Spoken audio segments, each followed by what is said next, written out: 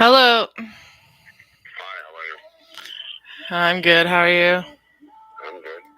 Here's the voice behind the face. I guess. How's the weather out there? You know what? It's a little chilly. We're supposed to get some snow tonight, so we'll see. Yeah, they're closing us down. It's, I think, tomorrow Oh night. no. Yeah, well, anyways, that's enough. I have another issue I'm taking care of first. This one. So happy that you asked me to do this. Well, thank you for joining me. No problem whatsoever. We got about 3 minutes till we're on. I'm just finishing up the song, and then we'll be on. I put my mom on it. My mom's like, how did I do this? I said, Mom, historic. You hear me on the radio. I've always wanted to do radio work, though. Yeah, I really did. I really have. Like the last maybe 20 years I've been wanting to do it. Oh yeah. Yeah, I should do mortgages, refinancing homes in California. Oh yeah. And the client used to tell me, aren't you on the radio? You should be. Customers at work used to tell me, you should be on the radio. That voice, just that voice. You know, I guess I do. You know, and how the radio business. That's okay. Like I said, it's a hobby radio station. We only have about 3 million listeners worldwide monthly. Only. Most of them are music listeners, so it drops off when I do like shows like this. But I mean, I still have listeners that stay tuned in, right? Right. I got you. And there's dedicated people too. So I posted I've sent it to like, I don't know, 150 people. Nice. And these are people who are backing me up. They understand what the hell did she do to what did I do? What I'm trying to figure out. Oh yeah, well, my kid messaged me today. Trust me, I'm going through a hellraiser right now. How old's your son? 17. Mine's 8. I haven't seen him since he was 6. And now I haven't spoken to him in 26 weeks. She broke violation after 26 times she broke the violation, but they want to arrest me. Wow, arrest me for what? Yeah. Toronto, when I'm in Montreal, I've had more problems with legal problems in Toronto than I've had in Montreal in my life. Doesn't make any sense. She's just a shit disturber, my ex. And I hope karma knocks on her door one day. Yeah. Not the violent war part. That's just listen. Let's call it a spade a spade. But she has done more damage to me, and I worked. I mean, I never stopped. I never stopped working. I went through 3 cars. I slept on couches. She put me in jail 4 times. I mean, enough is enough now. Come on, let me live. Let me get on with my life. Yeah, I've been in the same position. The ex does the same thing to me, man. What's wrong with these people? The narcissists, by and large. Yeah. That's all they are. Yeah. And they're gonna reap what they sow. Believe me, when they knock on God's door, when they bury them, then God's gonna say, "What? No, next door." And in the church, I've prayed. I've done everything I can possibly can to appease the gods. Right? Never threatened her. Never. Well, listen, her and I, face to face at 10 o'clock at night in Toronto. Okay, we got 5 seconds. Good. I'm ready. There's my water. We're live here right now with Carrie, and he's going to tell us his story on parental alienation, something that many of us are suffering. And when and where did you find this was happening? Pardon me? When did you figure out this was starting to happen to you? Probably in 2015 when I went online and I started looking at stories on stuff like this. And then, how did we get? I thought she was just a liar. She was just angry at me. And I wasn't too sure she was going to actually, fulfill her admiration of this stuff. Like, I had no clue what it was. I was so naive with everything. So naive, How old are your children? Well, my son is 8 as we speak, and my daughter is 21. 2 different mothers.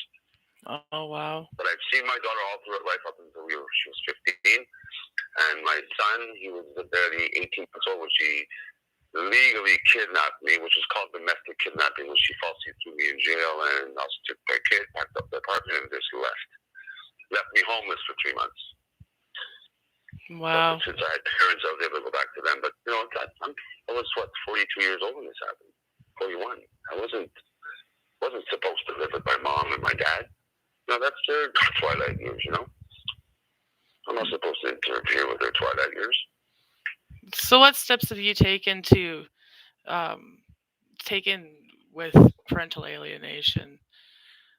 Well, I did a lot of reading on it, and the first horror stories on alienating, parental alienating, anyways, uh, started in Europe. And I started reading about what was going on within the British courts, in the Irish courts, Scotland, so forth. And I've heard um, one specific story that really stuck out.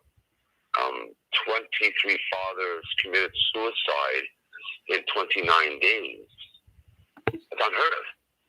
And I had to really look at it. I'm like, is this just about this topic? And yes, it was. And wow, it floored me. I mean, who hears that? Who does that? I mean, what judge, lawyer can sleep and get up and go to bed and look themselves in the mirror and say, yeah, and finish this case, and the guy dies the next day? I mean, that doesn't make any sense. I mean, it's horrifying. Have you been to court yet? About 78 times. Wow, and nothing's come about it. No, she keeps breaking violations. She violates the order. You have to go back. The order I'm involved with now, I put that was it. I mean, who knows a parent that overdoses and still keeps the child? Now, I'm not assuming anything on this. I have 5 family members from her side of the family that she told them, and they told me. They told us she overdosed on fentanyl, on marijuana laced with fentanyl. She was in the hospital for 10 days, and I'm the one losing time with my son. I mean, I hadn't seen my son since I said 17 months old, 16 months old. Ever since then, when I did see him, I saw him every month. There's not a day that went by that I didn't think about him. And up until January 2020 was the last time I physically saw him. I dropped him off where his mother was. And Mom and I, walked by each other, said hi, good night, whatever the case was. And that was it. The last time my son Liam told me that, I'll call you later, Dad. And I was going back to Montreal. I never heard nothing since. And that was the year of COVID, of course. So you can imagine a whole year without hearing about my son. Not even his health or if he's doing well or anything. I mean, I know a lot of people don't talk to me about certain situations about this because I'm passionate about my children. I adore my children. I have loved them since the minute they were born, the second they were born. And it's enough. I mean, got to stop. And now it's dragged on again. It's dragging on. We're going into 2022 and it keeps going. When does it stop? Yeah. Question. Family courts definitely need to be abolished. Well, it does. And if the parents seem fit to take care of the child, regardless of the situation of the parents between them, there should be a mediator. I skipped that. They skipped that on me. They went right to court, Mind you, I was falsely accused. I was falsely arrested. I was put in jail in Toronto for 26 hours. That gave me PTSD because I didn't know what the hell was going on. My father was dying. My father couldn't find me the month before he passed. And I'm not, a certain amount of people couldn't find me because my lawyer in Toronto couldn't find me in the system. Wow. So, I mean, it's and then, leads to depression. You overwork yourself, you try to just, and you just go and go and go. It's there. The second I open my eyes, it's there. It's not like leaving. And it's going to be permanent because even if I do get my son and it's back, he's going to look at me a certain way and I'm going to look at him a certain way. If is he being transparent with me? Am I being transparent? Of course I'm going to be transparent with my son. I've never yelled at my son. I've never cursed him. I've never spanked him. I've never done none of that. Because it's a gift. The child is a gift from God. Why I say this is because she has done, and I so far, I'm not one that's, I'm not an angel by any means. But when you consider doing drugs and so forth and drinking and this and that, then I'm glad this child is on earth and this child is in my life. Well, trying to be in my life. It hurts not that I don't talk to him. It's Christmas and I haven't spoken to him, like I said, 26 weeks now. She's broken every violation I could possibly name. Christmas depression, absolutely. Christmas depression, birthday depression. I mean, what kid does not want a gift from his parents on his birthday, on his 6th and 7th and 8th birthday, especially on their birthday? Oh, I've still got gifts for my son that I've had for the last 6 years. They just keep piling up, and I don't know when I'm going to see them, but I keep buying them, and I don't know why. And The first time I didn't have him was on his 7th birthday, which was June 11th. No, I didn't even speak to him yet. The judge had ordered her to take 3 15-minute videos. Okay? She sent me a total of 9-second videos. 3. Her respond to the judge on that? Well, I don't want him to know what I have in my house. What are you hiding? What are you hiding? I'm not hiding. I'm very, like I said, forthright and transparent with everything I say. I don't lie. I've learned a lot of things over the last 5-6 years. Patience is a virtue, which I'm trying to really work on. With my son, I'm a whole different person. I'm a happy-go-lucky, and my life revolves around him when he's here. Like he takes over the house, and I don't mind. He calms me. He's the calm in my life. And without him, without my daughter as well, my daughter is now 21, and they grow up. But when my son's mother starts influencing my daughter and telling her things I never did, and then believing her without asking me, then there's a problem somewhere. Someone's lying somewhere, and I know it's not me. So, when you were with your children, did your children ever show any signs of parental alienation towards you? When they were with me? Yes. Well, I'll give you. My son was 5. Well, 5 or 6, just before January. When I picked them up at the police station on Christmas Day, I drove from Montreal to Toronto in a snowstorm. I told her I'd be there at 9. I was there, 5:02. And she was like 45 minutes late. Anyways, that was the case. So I got him in the car, started taking off, get some gas, and he told me, Mommy told me not to tell you what school I go to because it's going to hurt you, he tells me. He has big, big eyes, and his tears coming out of his eyes. I said, what will hurt me? She told me to tell you what school I go to. So again, there, she's telling him to control it, to control the situation. He's 5 years old. So he's not supposed to be doing that. You're just a parent. Well, obviously I can understand because she didn't grow up with a father. She did not grow up with a father. Father's an addict. During the last couple of years when this baby was born, he started coming around. Well, we brought him to him. I don't know if the baby's ever seen his grandmother after I brought him to her mother's place, where they live in the same town. But like I said, I think every child deserves to see his grandparent, his parent, both sides, no matter what. I have a big family. She's got a big family.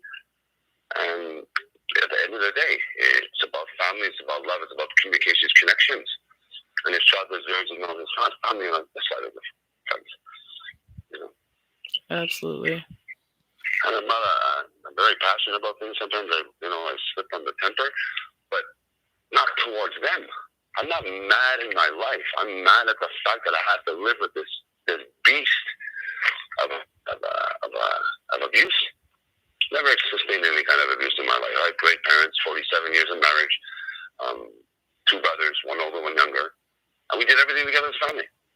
I mean, if she had come to me and said, we need to get help, let's go. But the fact that she just packed up and left, called the cops and falsely arrested me, and then she called me 3 days later and told me she loves me, I couldn't swallow. I had to keep my guard up now.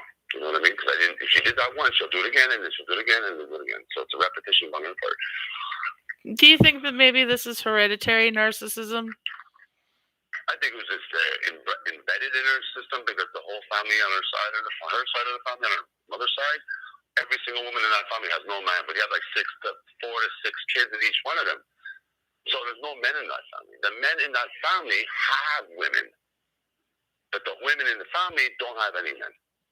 And I think that it was set up. I was set up when my dad paid her trip to Arizona to go see her sister. My father paid $1,500 each time for her to go to Arizona to see her sister.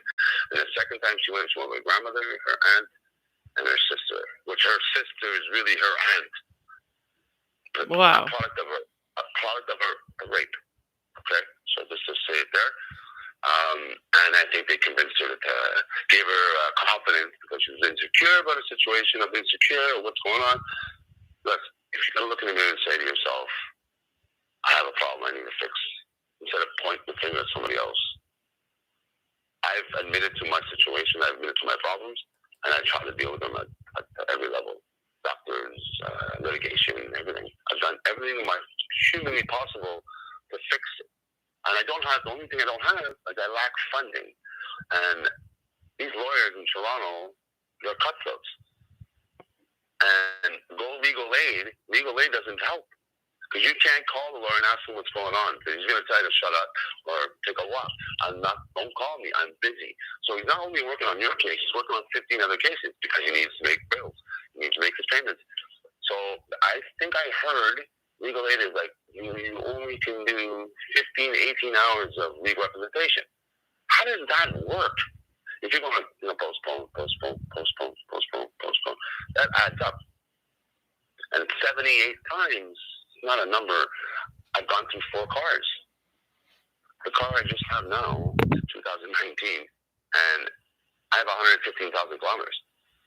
That's it's back to Toronto, 600, 700 kilometers every time, 1,000 kilometers. Excuse me. Wow. Enough. It's draining everything, every ounce that I have. I mean, money wise, I lost my job due to COVID. Well, I had COVID, but I wasn't sure if I did, but I do not have symptoms of it. And with her lawyer consistently emailing me and threatening me on the phone, I don't have a leg to stand on. I don't have a lawyer. I don't have a leg to stand on. And they continuously abuse me and talk down to me. They yell at me. They call me dumb. They call me stupid. I don't know how to work my phone. The judge ordered me one time. I took time off work when I was working as a truck driver. Right? I drove a truck. And told me, pull over and say on the phone, you should be respectful. I said, ma'am, who's paying the bills in my house? I am. I have to maintain a job. I can't just take time off because your 20-minute tirade on me is going to pay my full day. It's not worth that. I don't get paid for you consistently calling me back to court when we could have settled this a long time ago and called it max, called it stop. But the judge has never checked the papers, and I called her out on her stuff, and I told her, why don't you read the papers? She's like, I did. I said, really? So you'd understand that all this, what she's saying in her dossier, is a fabrication of her imagination. Because there's no way. There's so much on that. Like, I get pinpointed, but I can't even look at the papers because it brings back horrible, horrible memories for me. It makes me cry, it makes me mad, it makes me temperamental, and I don't need that. So now I've started seeing a doctor again, and I had to do the anger management now. So I'm going to do about 16 weeks of anger management, and I'm going to prove to them. The doctor's going to come back to me and say, this is the file, this is what you talked about, and this is what it is. The only trigger I have are them. And they're the ones that upsets me because I don't need to be there, because my life in love in the end is the best form of communication. Because if my son, who's such a great communicator with me, he understands, he knows. He once told his cousin, my dad doesn't yell, he just talks loud. And I do, and I talk loud. I'm sorry, I want you to hear what I'm saying. I'm not going to talk like a whisperer or a child, and because, like this. No. I want to be heard. Yeah. And there's a lot of people out there that can't do what I can do. But I'm standing up for them as well. And it's enough now. For the people that I know, that I've met online, that I love unconditionally, and my friends who've backed me up from day one, who've taken me in their homes, and, they've met Liam, and he's up the light. He's the light. He's a goofy me. So where are you finding most of your support right now? I ignore it. I try to block it out. I don't go on Facebook as much. I don't go on. I vent. I use TikTok sometimes, not too much though. I've done it once or twice. About this situation 3-4 times. I've learned to accept it, and I've not accepted. I've learned to walk with it, like my enemy, but he's sitting on my shoulder. I'm gonna just ignore him. But I'm at home, and I have pictures around the home that are my children. So when you wake up, you look, and that's the first thing I said. The first thing, I can't take down my pictures. That means I don't want to think of them. I do consistently, and that's what drives me. It drives me. It drives me to be the better man that day. And every day I try every day. And there's days like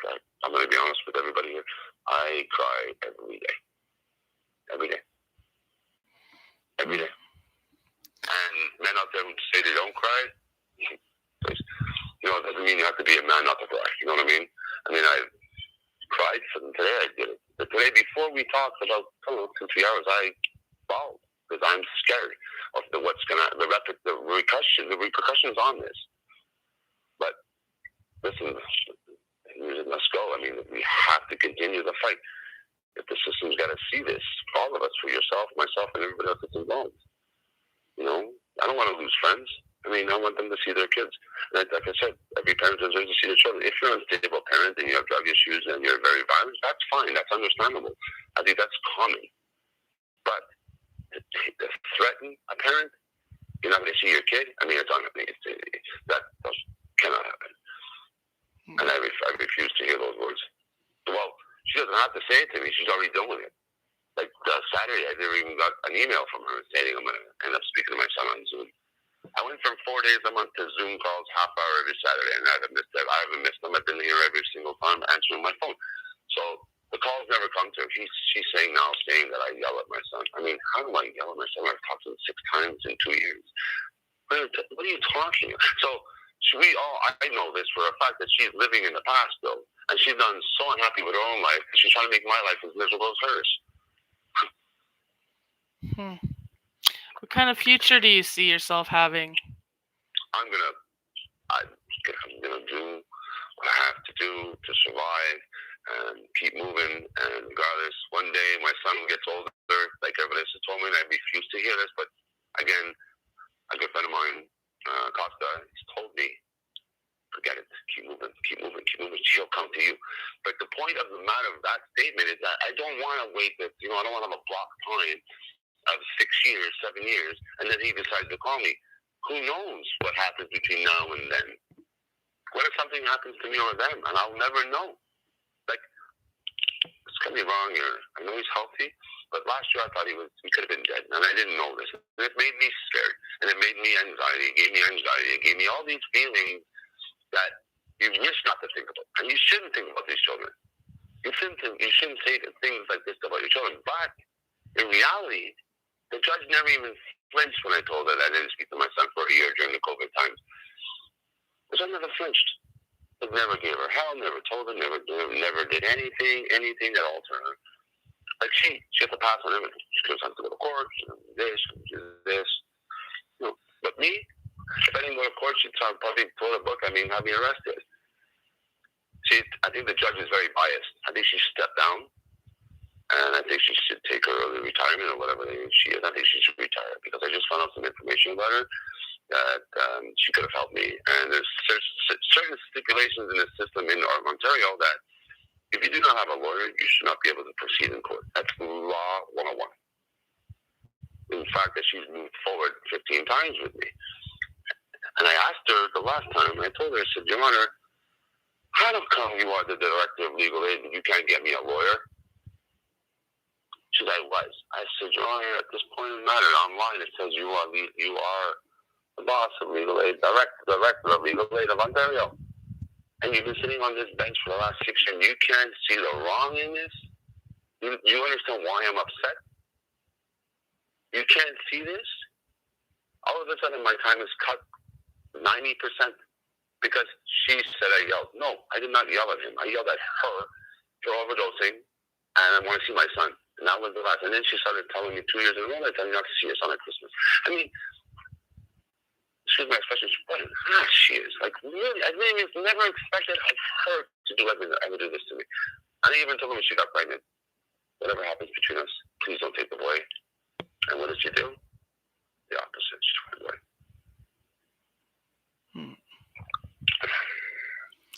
Well, I'm going to cut you short here because I got to go.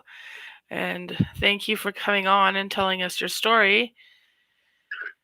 It's something that a lot of us are going through, and it's horrible, and I'd love to see some criminal penalties come against it. And there should be a law written in the laws, in the books, because if fathers are dying, there should be a law, and they should be charged with that. And not only the person who's doing the alienating, but the judge and the lawyer as well. Absolutely. Both of them, all of them.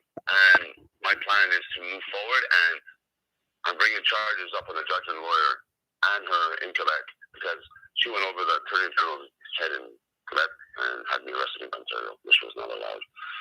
So I'm doing a lot more here after this holiday. But now everything's being closed. So, I mean, there's, the timing is wrong because of the COVID and all this stuff, and be trying to be the, it's just before one thing. The judge has to think before she speaks. She told me that during the lockdown between Quebec and Ontario, the borders were closed. Okay. And the judge turned around and told me, she goes, Carrie, you should take the train into Ontario. So why is that, Your Honor? She don't check your vitals. You're telling me to break the law. So I told her, I have you on record on that, my dear.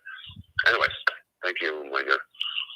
All right. Well, we'll have you again on the show, and I plan on keeping this going for a while. So good, and I'll come up with updates. And I think in the next few days, I'm doing an interview with the CPS, the reality series. It's called the CPS Horror Stories.